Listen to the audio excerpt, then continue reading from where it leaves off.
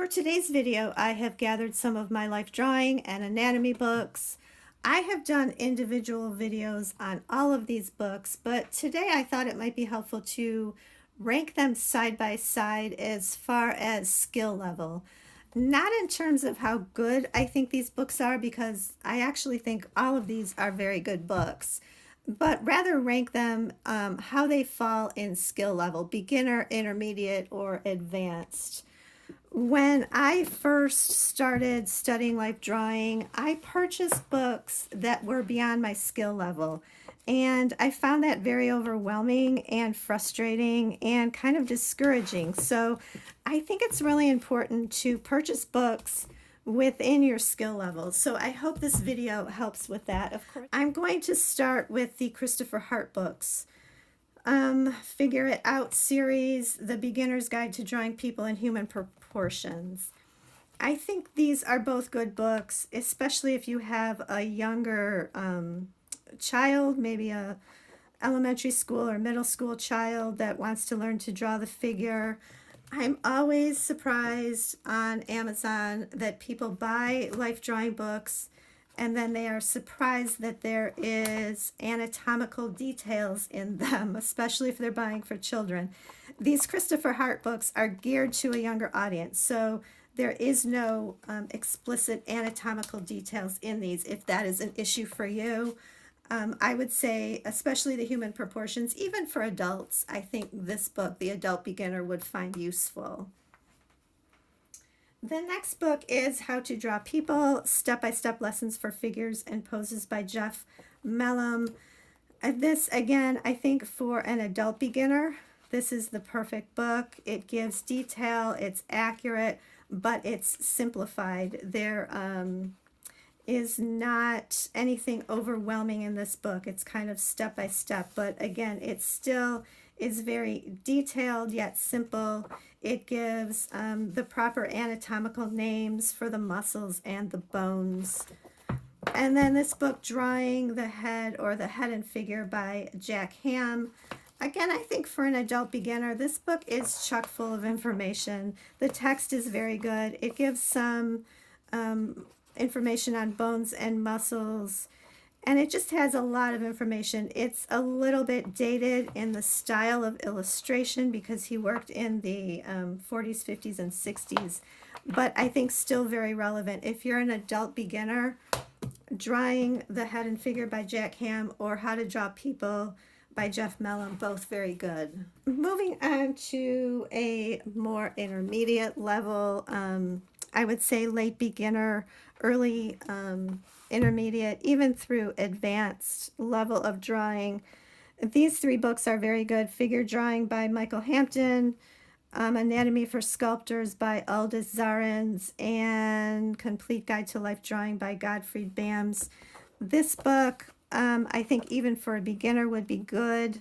What I love about this book is the illustrations are nice and large on every page, so you can see a lot of detail.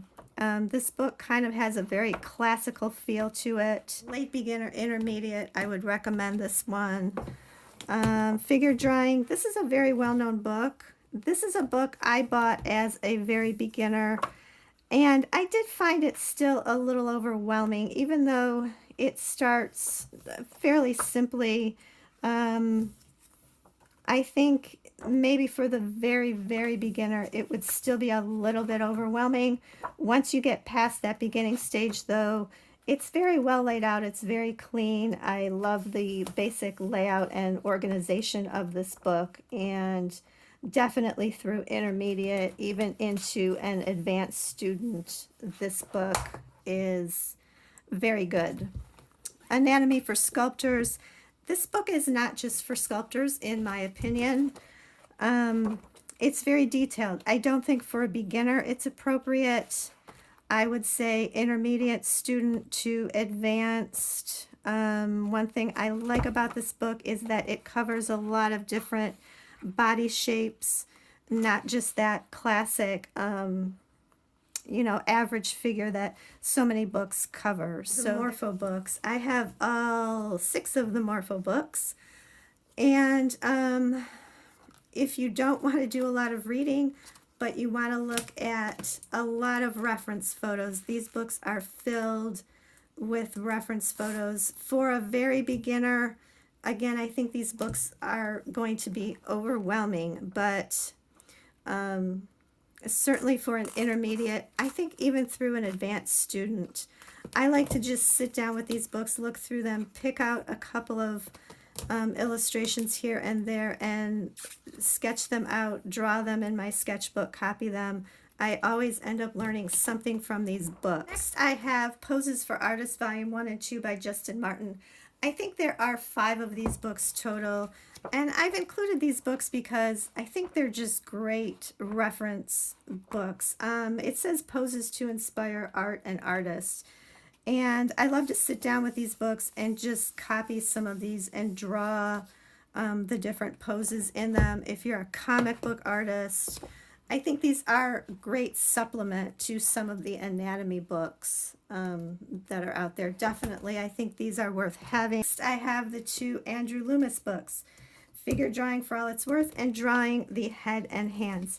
These books can be downloaded online. They are available in PDF form. I purchased them recently. They're very good quality books. They have all illustrations in them. There are no photographs. Andrew Loomis worked in the 30s, 40s, and 50s. These are just absolute classic kind of books, classic illustration. He covers a lot of ground, bones and muscles and perspective. I think even for a hobbyist, these books would be interesting. There's a lot of text in them. The writing style is a little bit outdated of these books. The information is not outdated, but the writing style is a little bit outdated. He covers children, women, men. I think these books are worth owning. Next, I have Basic Human Anatomy, an Essential Visual Guide for Artists by Roberto Asti.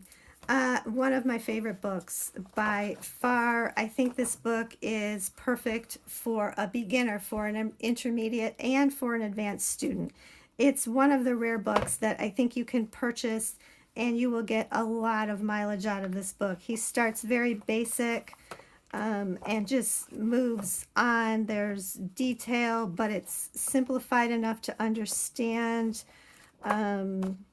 He goes in, of course, to all the muscles, the bones. There's amazing illustrations throughout, but they're not overwhelming. And he simplifies the form, and then it grows. So if you're a beginner, you can start very simply, and then you can move on and learn bit by bit. It's not overwhelming. By far, this is probably... I would say this is the book I should have bought as a beginner. And moving on to Classic Human Anatomy and Classic Human Anatomy in Motion, both by Valerie Winslow. This book I bought as a beginner. It's one of the first books I purchased, and I was totally and completely overwhelmed by this book. These books are the most advanced books that I own. They are chock full of detail. There's a lot of text. You really do need to read these to understand what's going on, what she's illustrating. Gorgeous, beautiful illustrations throughout both of these books. In my opinion, not for beginners, but if you're advanced, or if you're intermediate or advanced, I think you could study these for like a year and get so much out of them if you read them and you did the drawings out of them. I think these are just the extent of life drawing at its best and information at its best. But again, not really for beginners. So these are the 2 most advanced books, in my opinion, that I own. I hope this video has been helpful. This certainly is not an exhaustive collection of books, but these are the books that I own, and I hope you have found it helpful. I hope you will subscribe to my channel. I am going to continue to do as many book reviews as I possibly can with the books that I purchase. And I hope you enjoyed. Thanks for joining me.